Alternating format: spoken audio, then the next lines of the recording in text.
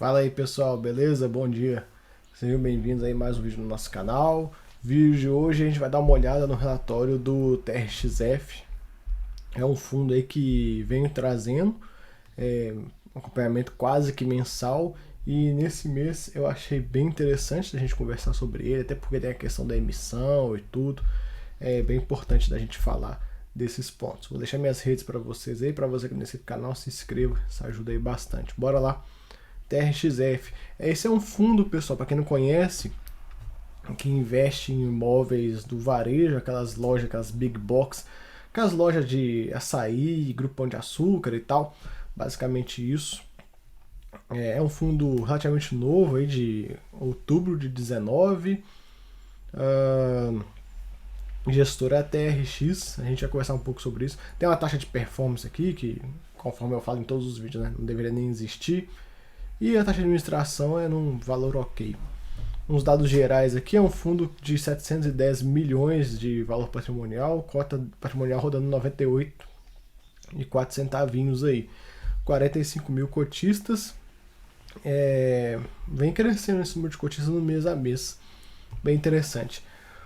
Um ponto aqui que ele já começa a falar é da emissão que eles estão fazendo aí. A ideia é captar recurso para pagar o desenvolvimento, né, das lojas do Bramax. Uma emissão muito boa para o cotista, viu, pessoal? O valor de 98,25 e uma taxinha aí de 50 centavos, uma taxa bem pequenininha, baratinha, tudo que a gente espera no fundo imobiliário quando faça uma emissão é isso, ó. Uma taxa pequena, emissão restrita. Eles querem 80 milhões de reais aí para fazer essa emissão. O fundo pagou 1,5 por cota, deu uma empurrada nos rendimentos esse mês, a gente vai conversar um pouco disso. Tem aí um pouco de lucro da venda daquele imóvel que era da Camil e tal, então acabou que ele está distribuindo aí um não recorrente. Esse é um fundo que tem 48 imóveis, é muita coisa, bastante imóveis em vários estados. O patrimônio, ele traz um pouco do valor, né, no patrimonial metro quadrado aqui, de curiosidade, e os valores de locação também. Os imóveis logísticos também na média aí do que a gente vê em outros fundos. Aqui ele começa a considerar sobre mercado e tal, não vou nem passar por isso, que não é o foco. Vamos falar do fundo, pagou 1,5, um yield em relação aí o valor de fechamento do mês de 98 deu 1%, um pouquinho mais de 1%, né? Foi a maior distribuição até então do fundo, é um valor bem elevado, a gente vai ver no gráfico de rendimentos, foi uma porrada bem interessante. Ele comenta também do número de cotistas, conforme eu já falei com vocês, liquidez de 1,6 milhões aí por dia, é muito boa. Vamos falar um pouco da emissão. Pessoal, eu gravei vídeos sobre ela, né? De forma exclusiva. O ponto é, se você é cotista desse fundo, gosta desse fundo, quer carregar ele por longo prazo, você tem que participar. Independente do valor, o valor está próximo do secundário e tal, não vale a pena. Cara, você não pode se dar ao luxo de pensar assim quando tem um fundo como o TRXF. Por quê? Esse é um fundo que tem uma alavancagem muito elevada. Vamos lá na alavancagem dele, depois eu subo aqui de novo. Ele tem uma alavancagem muito elevada, dívida muito elevada. A gente consegue ver aqui 47% em relação ao ativo. Então é uma dívida bem vultosa. E qual que é o ponto? É muito interessante para esse fundo diluir essa dívida. Ele tem dois caminhos, né, que ele pode utilizar. O primeiro é reduzir a dívida, então de fato ir lá e pagar a dívida, e o segundo é diluir a dívida, que é o que ele está propondo nessa emissão. Ele não vai pagar a dívida, ele vai diluir a dívida. O que ele está fazendo? Está aumentando o valor do ativo e mantendo o valor do passivo. Com isso você dilui e diminui essa porcentagem de 47, vai cair um pouquinho.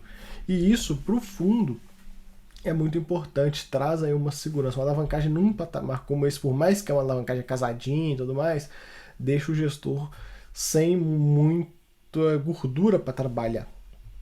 Então o ideal é que reduza um pouco essa alavancagem, e da forma que ele está fazendo, que é através de uma diluição da alavancagem, né, trazendo aí novos imóveis sem utilizar de alavancagem, isso é muito bom.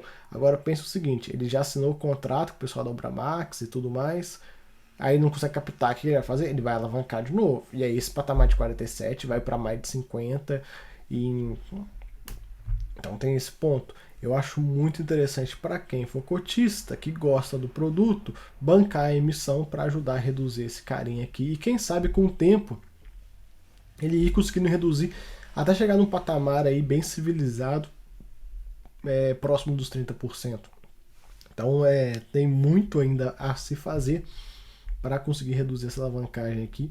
Mas, pelo menos o fundo nessa emissão dá uma sinalização interessante sobre essa questão da alavancagem. Um ponto que eu acho que falta nesse fundo é a gestora justamente trazer para a gente até quanto eles querem alavancar o fundo, né?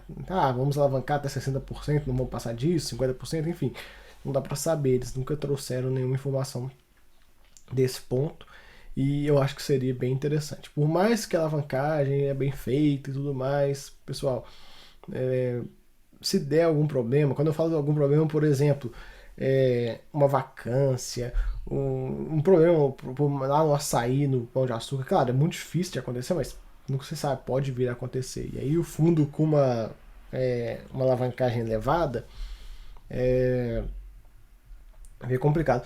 Imagina um cenário onde, sei lá, vamos trazer aqui uma hipótese. Isso eu tô falando não é para agora. Você tá comprando, quem tá comprando fundo agora quer carregar 10 anos. Vamos colocar que daqui a 5 anos o açaí começa a ficar mal das pernas, troque lá alguém na diretoria, o cara faça uma cagada e o açaí começa a ficar mal das pernas.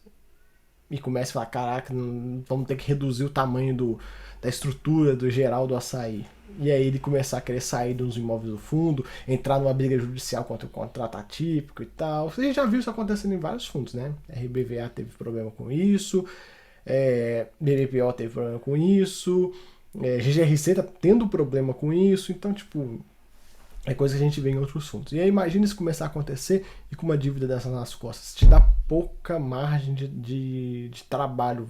Você tem o colchão de digamos assim, de turbulências, de impactos, de problemas que podem acontecer, ele fica mais fino. Então, dependendo do que acontecer, você vai ficar numa situação mais complicada. Claro, isso é um caso extremo, eu acho que dificilmente isso acontece, mas a gente tem que pensar nisso. E o cotista, com uma emissão dessa nas mãos de 80 milhões de reais, é interessante ele injetar dinheiro para com que esse dinheiro seja utilizado nessas lojas e não seja utilizado de alavancagem. Até porque a gente está vendo aí, tudo indica que a porta das emissões vai terminar de se fechar. Ela está com uma gretinha aberta, pode ser que ela se feche de vez.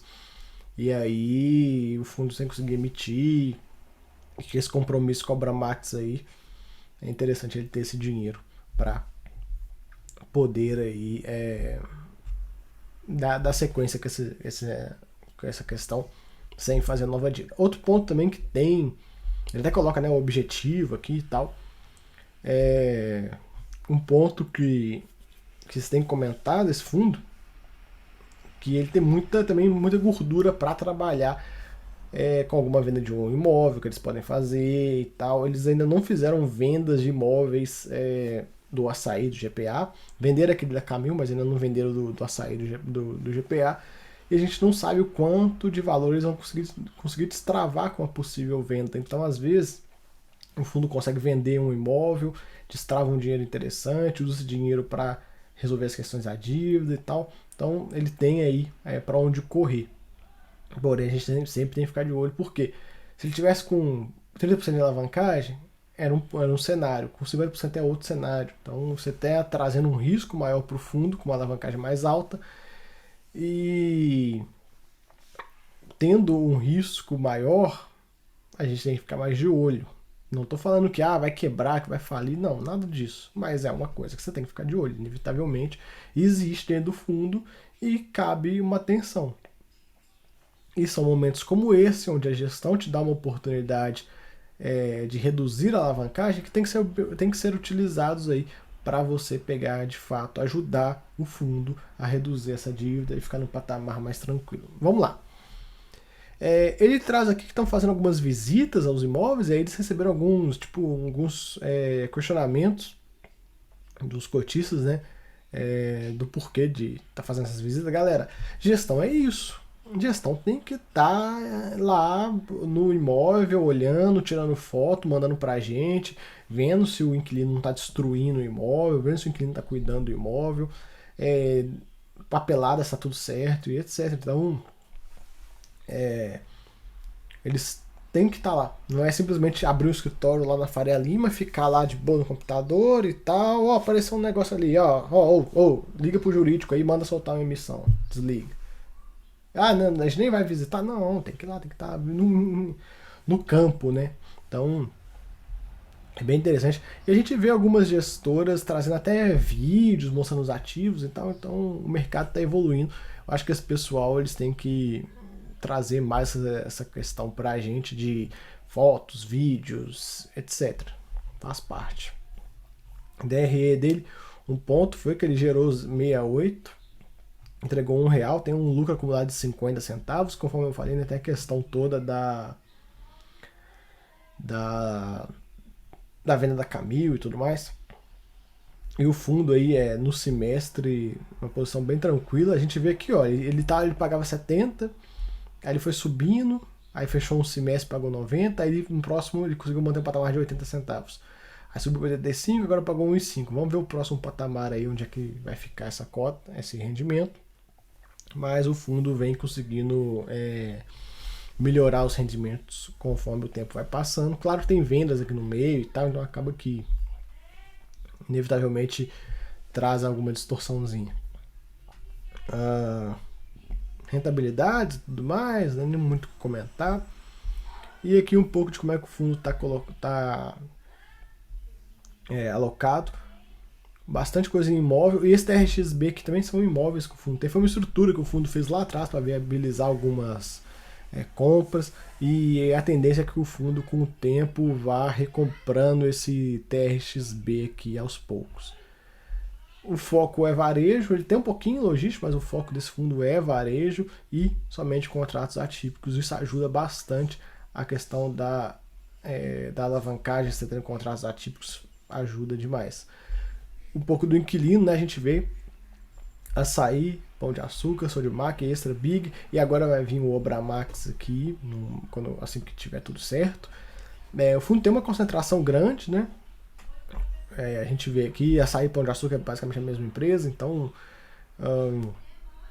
isso é um ponto de atenção também. Você tem que ficar bem de olho nessas duas empresas para ver como é que está esse fundo, né? Se você vê alguma notícia, alguma coisa falando, o Pão de Açúcar, igual eu falei no início do vídeo, pode ser que aconteça, pessoal. Não é porque a empresa é boa hoje, está tudo indo bem, que isso vai se perpetuar para sempre. Pode ser que no meio do caminho dê um problema. E você, como cotista, tem que ficar bem de olho nesses dois players aqui, dando uma olhada. Bom que são empresa